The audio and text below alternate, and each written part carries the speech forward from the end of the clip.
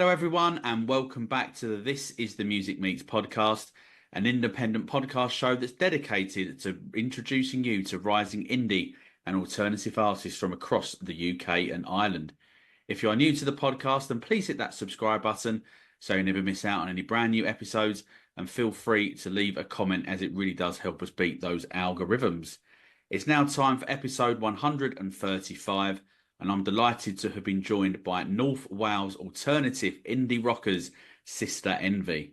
Over the course of today's podcast, we're going to reflect on the band's 3 single releases so far, including their brand new single Swallowed by the Ground, playing the Focus Wales Festival, and much, much more. So it is a very warm welcome to Cameron, Matty, Callum and Ryan to This Is the Music Meets Podcast.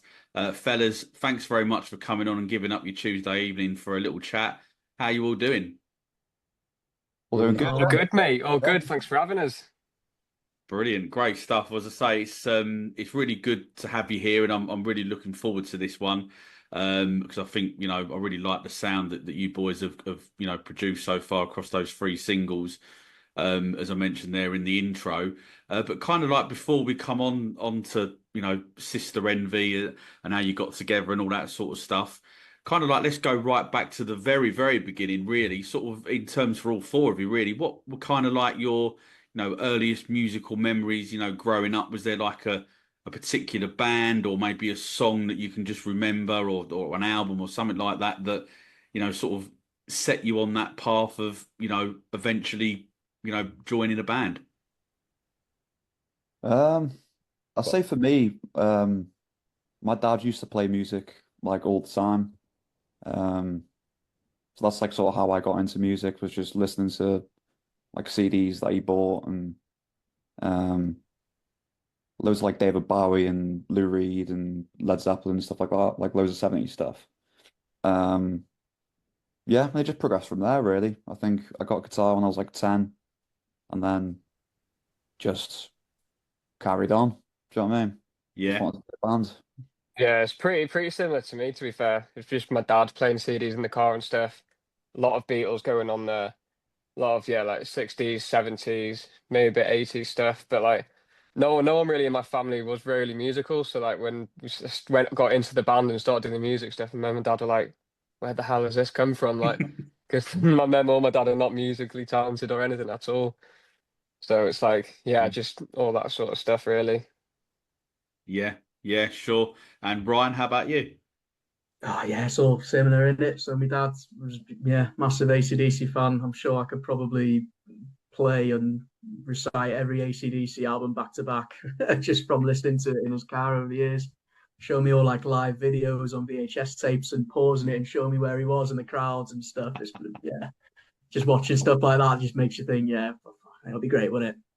So yeah, definitely. And Matty, just looking there at I can obviously see you sort of, looks like you got a bit of a nod to the sort of like the 60s sort of psychedelia sort of backdrop there going on. Is that like the influences for you there? Yeah, it's sort of similar thing to the other lads, really. Just like, yeah, I suppose it probably was my dad playing CDs in the car and stuff like that got me into music from a really young age, and didn't really start playing till a little bit later on, but you always appreciate it, like music and stuff. So yeah, same as the other lads, really. Yeah, sure. So then, how then did Sister Envy like get together then? Did you already know each other through sort of like school or college? Or I've heard other stories from other bands where they've been saying, oh, they was on like a band app, or I'm not quite sure what it's called, and found each other that way. So what was the story for that? Also knew each other, didn't we? Yeah, mate, Yeah, it was college, really, wasn't it? yeah, So we all did yeah, music in college. Yeah. yeah. Me and Cam did music in college first, and then if it wasn't for Ryan's college getting shut down, we would have met him. His college got shut down, and all the kids got transferred that's from pretty good at there. the time, but looking back, Yeah, I'm quite glad that it did shut. Otherwise, I wouldn't have met the fellas really. yeah. So they got shut, and all the kids got transferred over to our college. Then Ryan ended up coming into our class, and then yeah, that was that. Right, was that because of anything you've done, Ryan, or? No, Yeah, just burn it down, didn't you? state funded. The usual. Awesome. Yeah, local council being crap. So. And in terms of the name, what was the inspiration for that, for Sister Envy? Um, I had two tunes, one called Sister and one called Envy. That's pretty much like it's a pretty different story, but um, we were just thinking of band names, and then those two words just sort of spoke out, so just put them together. Sister Envy. Yeah. Sure. Are those songs ever going to see the light of day in the future? Probably not. They're pretty old. We've got a few Yeah. that'll probably never see the light, haven't we? Yeah. We always say, "Oh, let's play this one time." Nah, nah. Same with the B-side album. Yeah, So, yeah, save it for like the like the what do they call it? Like the demos and that. When you've got like a debut album coming out or something like that. yeah, that's the Like, one. Yeah, rarities and stuff like that, right? Yeah, of yeah, course. that's the one. And maybe for those This Is the Music listeners who haven't heard of Sister Envy yet, how would you describe your sound in just 5 words? Loud. Do you all have a word each? Yeah, go on then. And then I don't know. Buzz. What am we go for? Fuzzy. Hmm. So we got loud, I'm gonna say loud, loud, fuzzy. Psychedelic. Yeah, nice. I'm liking these. Cool. So, obviously, 3 tunes have been released since so far. Since obviously the debut, Morning Sickness, back in February 2024, and across those 3 singles so far, you've just about to hit 35,000 Spotify streams, which is a fantastic achievement. So, kind of like then for you as a band, did you have like any sort of ambition in terms of like milestone for each single? Oh, we want to be at this point after the first single, etc. As you're going along, or is it just sort of we're just taking it as it comes type of thing? I think it's a bit of both. I think Yeah, the main goal is really just for as many people to hear it as possible, and yeah, it's pretty much just a bit of both. We never really set a number or anything of we want X amount of streams or followers or I think that's just setting it for disappointment, yeah. isn't it? If you Yeah. say you want to get this many streams, it doesn't happen. You just be depressed, won't you? Yeah, it's pretty much we just release it and then just try and promote it as much as we can and Yeah, see where it goes.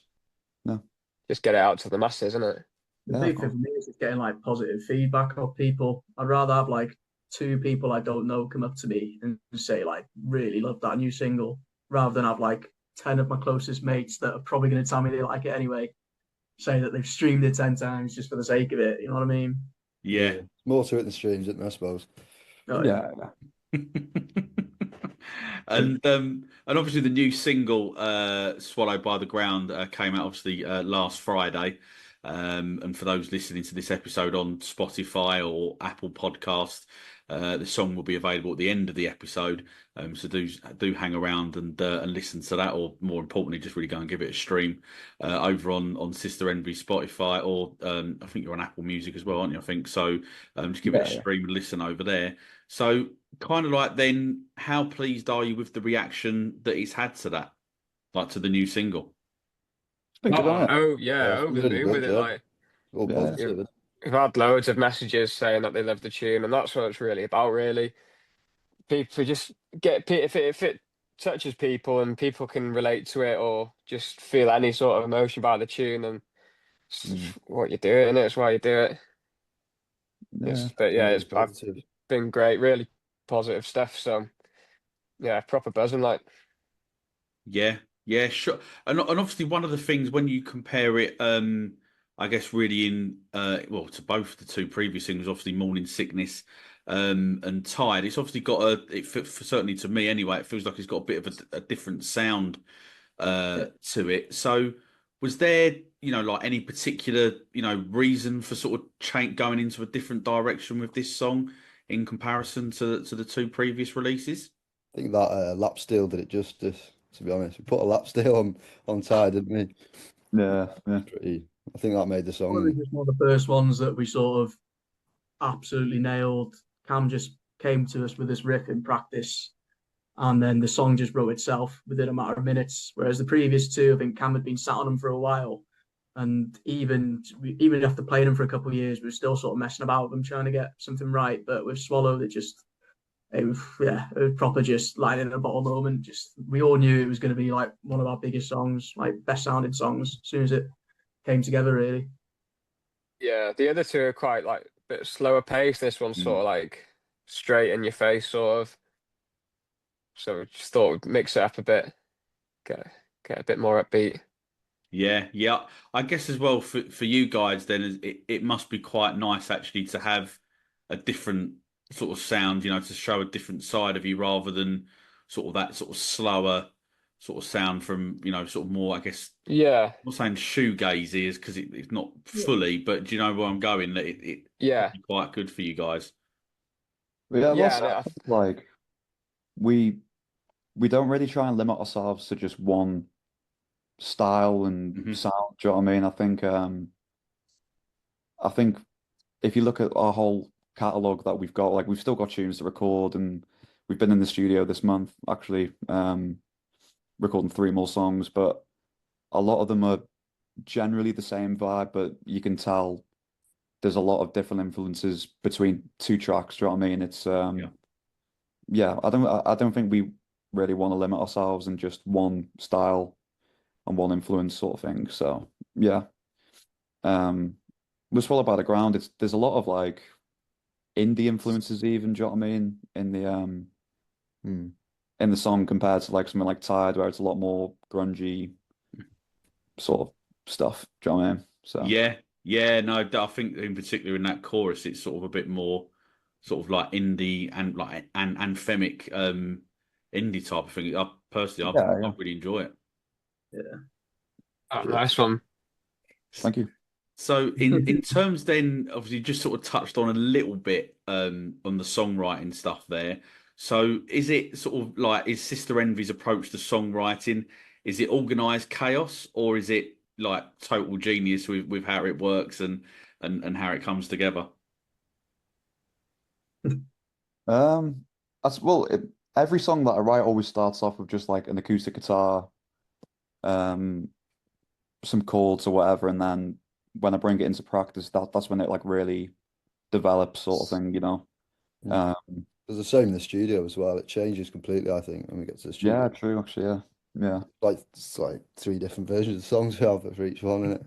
yeah. Yeah, like we'll have an idea on our head when we go into the studio, but we end up once we're in there and we're playing, it's like ideas just start flowing, and then yeah, it's like Matty said, it comes out sometimes a completely different song. Yeah, and are those ideas from like within you boys within the band, or are they coming from the producer, or is it sort of a combination of the two? Yeah, I'd say combination, definitely, yeah, a yeah. bit of a combination. Yeah, Yeah. sort of all when we get in the studio, we all sort of just like bounce off each other.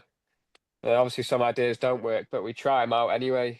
But usually everything comes together. But I think yeah, because we were like mates before we were in the band, none of us are like shy to throw an idea or to Mhm. throw anything out at each other. Do you know what I mean?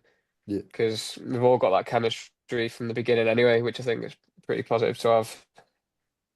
Yeah, yeah, sure. And kind of then you just again just coming on there onto sort of like the recording of it. Have you got your songs? Is it sort of shaped? Sorry. How much of your sound is shaped in the studio, or are have you worked out most of that in rehearsal before you've got to that stage? I think we pretty much have it worked out before, but then it just sort Yeah, of modulates when we get there a little bit more, doesn't it? Changes and stuff. Yeah. And I then, think it becomes a lot more melodic in the studio kind of thing. yeah, time But on it. the bass of our sound is just loud fuzz pedals and sort of drawn out guitar lines and stuff, psychedelic sort of influences and that. But yeah, a lot more melody comes out in the studio, I'd say. One of them, when we're playing live, there's only so much you can do with 2 guitars, 1 bass, and drums. Whereas when we're recording, it gives us a bit of a chance to just add a bit more production into it. Not so much to like people would hear us and go, that doesn't sound like it does live, but just enough to sort of like proper sort of a little bit of that, a little bit of that. yeah. Damn job, innit? And kind of like when you have been in the studio recording, have you had sort of like any, sort of like strange or maybe like funny incidents that have occurred that you boys keep referring back to when every time you go in there? Ryan keeps taking his top off when he records the drums. We keep telling him, like, he just won't listen. Before he even goes in, he just takes his top off straight on the drums. Yeah. So Presumably that's not off-putting for the rest of you then. Oh, we love it, No, man. we encourage it. No. Yeah, it makes the play better seeing them like that, to be fair. So Yeah. more passion involved. Gets the Get him, creative juices get him out flowing, there you know quick. what I mean? And obviously, you are obviously at the moment in an independent band, obviously trying to navigate that indie sort of alternative scene. So, kind of like then from your obviously maybe quite difficult to answer because obviously I've only really been releasing music for just over 12 months. But kind of like what have you found to be the biggest challenge in getting your music heard and sort of like have you worked out yet like the best strategy in terms of trying to get people to come and check you out, like either that be live or to come and stream your music? To be honest, it's difficult to be honest with you because I don't think any of us really know what we're doing with like social media and stuff, which a lot of it now is pretty social media based. Do you know what I mean? Getting your name out there and that, but I think we tend to do well when we play live. We sort of gain followers that way. But yeah, I think we're all just still trying to navigate. Yeah. Yeah. It'd We're be pretty- easier we're if we were pretty- like them sort of, people who are like comfortable just going out or chatting as a group on a camera, but we're not really that sort of band, are we? So I think it's No. a little bit hard to push Yeah. So it out a bit just more. we prefer just to let the music talk and that we'd rather Mm. do a gig. And I think the goal for this year anyway is to try and get on some more supporting slots and maybe with people with a bit more following than us and just get as many new ears as possible listening to the tunes, playing us live. And obviously we are going to try and do the social media stuff, but it's not our best talent, to be honest. No. It's quite hard. like most of the bands around here locally, they're heavily into the indie stuff that we sort of like. We do a bit of it, but they're heavily into it. So whenever we're playing sort of with other bands, we're either sounding a bit too heavy for the rest of the bands on the bill, or it'd be the other end of the spectrum where they chuck us on with somebody who's like, bit too heavy. So it's just trying to find like a little trying to find that sort of little niche to really like reach a good audience for the music that we're trying to sell. Yeah, no, definitely. Sorry, yeah, I think what you're just saying there in particular about the social media aspect of it, it baffles me. I agree with what you were just saying there. Actually, that it should really be about the music and then people come out that way and find you and come to the gigs. But the amount of bands that you see they're in the kitchen, cooking, come with me and watch me do a pasta dish or whatever it might be, and it's like. Yeah, it's not really got anything to do with your music. Do you know what I mean? And that's the stuff that gets the views as as well. That's the thing. That's the stuff that gets the views. It's just we're not just like that. It feels too forced and feel weird, doesn't it? Yeah, definitely. I get it. Such as say, for example, you was to throw like a cover of someone out there, like on your socials and whatever, to sort of maybe give people like an idea of, this is what they're into, or this is maybe what they might sound like. But no, not being over. I don't want to see you cooking pasta.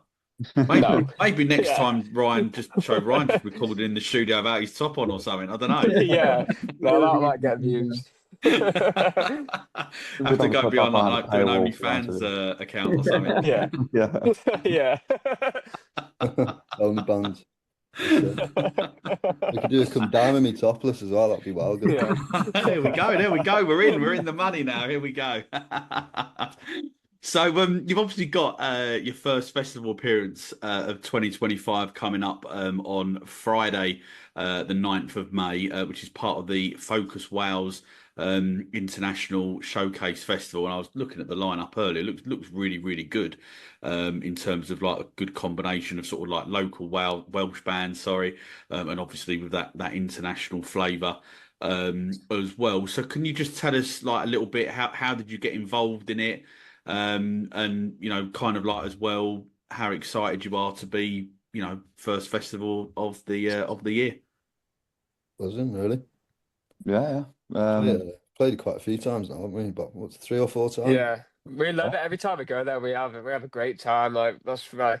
Whenever they ask us to play, we straight away because it's a good festival, good way to get your music out there, and you just stay there for the whole weekend and have a good time. See loads of, like last year we watched like an American band, and you just see all these different bands, Welsh bands and international bands. But yeah, we absolutely love playing it. So we're absolutely buzzing to be playing it again. Defo. Yeah, and presumably, Cameron, I'm guessing that the sort of the next AMP, or maybe even for this year, is maybe to sort of get on, maybe like I'm not saying it's not a that Focus Wales isn't a mainstream festival, but I guess like one of the bigger festivals at some point this year, or maybe Yeah, next definitely. year. Yeah, that's the aim. I think we want to start getting into that festival scene now and getting our name out there. Do you know what I mean? We just don't really know how to do that. It's that's the only thing, just And hoping someone sees us. yeah, sure. Would there be, if you could just for the purpose of this question, if you could only choose one of those festivals, is there one in the band that that's like 100% on the bucket list that like, yeah, Really? we've got to do that? I think it's got to be Glastonbury, isn't it? Glastonbury. Iconic. Yeah. Of course, yeah. Yeah, you all going for that? Yeah. Got to be the one. Gotta be You got to Glastonbury, aim isn't for it? Glastonbury. Yeah. It's got to be the aim. Yeah. Yeah. I saw some interesting headliner rumours today about that was going on. They're talking about the 1975 headliner, apparently. How true that is, I don't know, but that was pretty much my reaction as well. Yeah. Yeah, interesting, has to be said.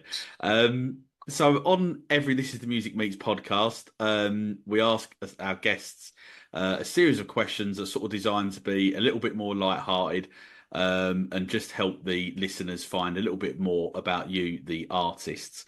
So the first question in this little section is, what artists from the sort of grassroots DIY indie scene have you been checking out over the last 12 months? Do one each.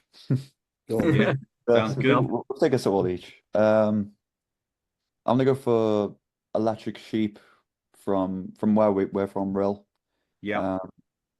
Sort of like a mix of Happy Mondays, Inspire Carpets kind of thing. Like they're cool. Yeah. Yeah, really like them. right, I'd nice. say I'll go Holy Gloam. Nice. The drummer of Holy Gloam is actually Cameron's brother. Yeah. Right, okay, And, right, and he's, nice. and he's I my like the boss family in feel. work. But I'm not obligated to say it, even though he's my boss in work. We did it.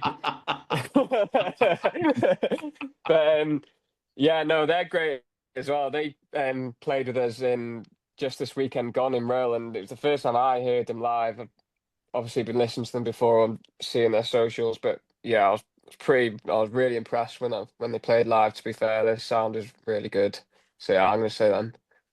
Nice. I'm going to say Scal, because we've played with them quite a few times, and we played with them before. They were called Scal. Where are they from? From Cheshire, I think. Yeah. We played with them like in Liverpool a few times, and there's always got a good crowd, and it's just dead good, isn't it?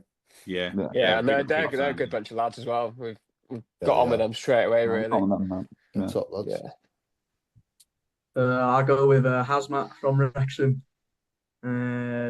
Absolutely mega. I love their sound. And they got some tracks out that just sound absolutely fat. A bit heavier than the sort of stuff that we do, but I love the sound of it. They've just got a support slot with Split Chain in Liverpool. I'm hopefully going to go watch them, because we played with the lads before. They've supported us, and I just love them. Yeah, right. Okay, certainly, well, I've come across Scal a couple of times now, and really like what they're doing. So, yeah, definitely the other three there, which is great for me personally to go and check out at some point in the near future. So this one is for all four of you to answer. If I was to give you a musical time machine, what era of music would you like to be transported back to? And do you think that era of music influences like either what you're listening to now and sort of like the sound going on within Sister Envy? Matty, I'll come to you first on that one. It's got to be 60s on it, really. It's got to be 60s, yeah. Yeah. Yeah, pretty much. Yeah, just like it's where everything's influenced from, really. Yeah, I think everything that we're into mainly. I think I'm not talking for the other lads, but I'm pretty sure I'm quite accurate on that one. Yeah, Yeah, yeah, definitely. Yeah, 60s, yeah. wouldn't disagree. Cameron? I'd just go 90s because that's pretty much most of my favorite bands are from the 90s, so I'd go there. You've got like all the shoegaze stuff and grunge stuff and yeah, just everything. Yeah. Yeah. Yeah, definitely 90s. Yeah, sure. Okay. And Ryan? I'm gonna back up Cam here. Yeah, 90s. I'm Oasis are my favorite band. I'm one of them, unfortunately.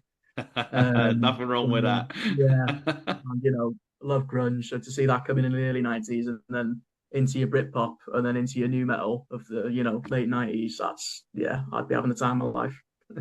Yeah, definitely. Yeah. And Cal, how about you? Yeah, I'm gonna back Matty on this one. 60s for me, yeah. Like what Matty said, it's just basically where it all started. Main thing, the main band that comes to your mind straight away is just Beatles, the inventors, basically. They're they changed the course of music forever, I think. So yeah, and just everything about the 60s, the vibe, the clothes, the music. Yeah, definitely the 60s for me. What did you think of the single? Obviously, it was last year, obviously now, but the Now and Then single. Were you fans of that? I thought it was Wasn't good. it? Yeah. Weird, Yeah, but yeah. weird. Everyone played on it, didn't they? Everyone played a part, and I thought it was interesting. Yeah, it was really. Yeah, I thought it was really good. Yeah. Yeah, cool. Okay, so this next question, before I ask it, you have already answered this a little bit when I asked you about your favourite festival that you wanted to play at. So I'm probably going to possibly get laughed off of the screen here, but we'll see how this one goes. Would you rather headline Glastonbury or have a sandwich named after you at your favourite cafe? Ooh. Tell you what. Tough on that, actually, yeah.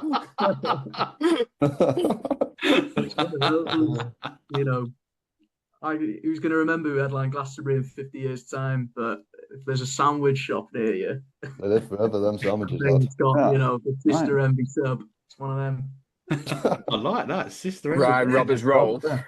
I have to go for the sandwich, yeah, Fucking hell. Robert rock and roll. No, No, Glastonbury for me. I'm not a big fan of it. It's like You can have your sandwich. You can have your isn't it? sandwich, Carl. I'll go Glastonbury, mate. I'll be watching you rather than sandwich. Yeah. You can have a Betty stall when I'm playing Glastonbury, lad. There we go.